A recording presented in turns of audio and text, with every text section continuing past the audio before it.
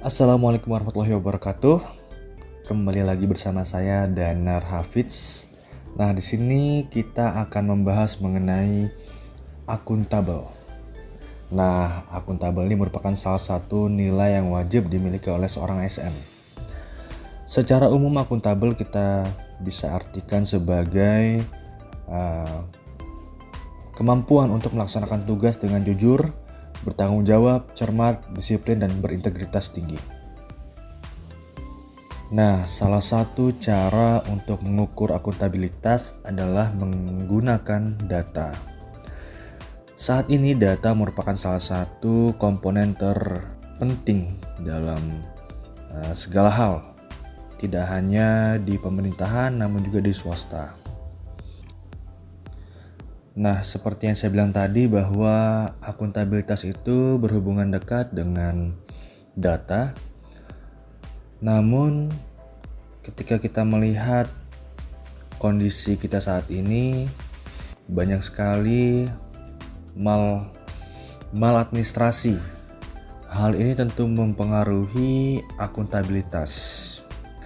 Nah, maladministrasi ini ternyata sangat berkaitan erat juga dengan etika pelayanan publik, di mana berdasarkan pada laporan Ombudsman tahun 2020 terkait kasus dugaan maladministrasi, bahwa ada beberapa hal yang menyebabkan terjadinya maladministrasi di Indonesia, yaitu yang pertama, penundaan berlarut, yang kedua, penyimpangan prosedur, ketiga, tidak memberikan pelayanan, 4, tidak patut, 5, tidak kompeten, 6, penyalahgunaan wewenang, 7, permintaan imbalan uang, barang, dan jasa, 8, diskriminasi, 9, konflik kepentingan, dan yang 10 adalah berpihak.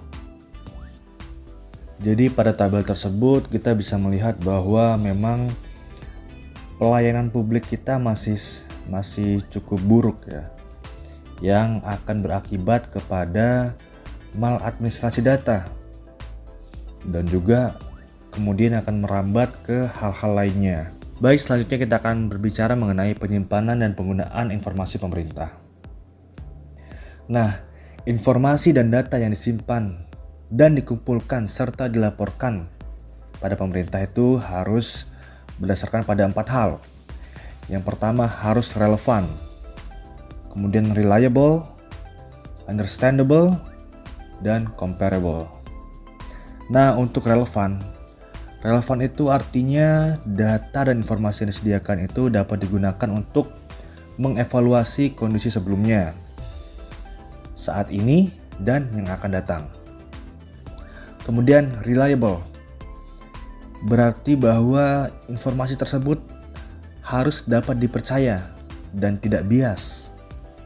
Kemudian understandable, informasi tersebut harus disajikan dengan cara yang mudah diterima oleh masyarakat sehingga tidak menimbulkan penafsiran yang berbeda-beda.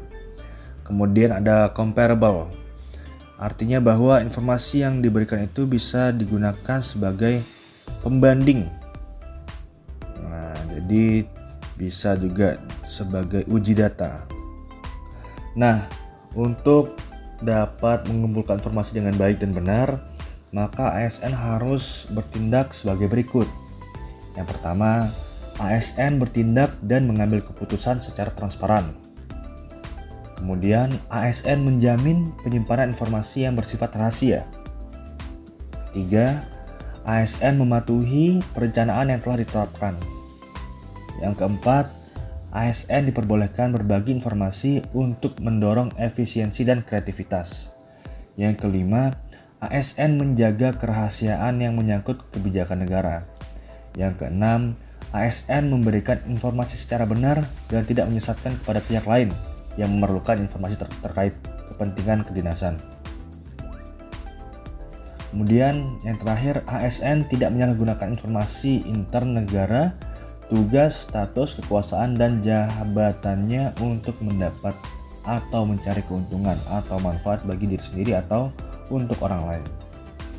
Baik, sekian yang dapat saya sampaikan dalam materi akuntabel ini. Wassalamualaikum warahmatullahi wabarakatuh.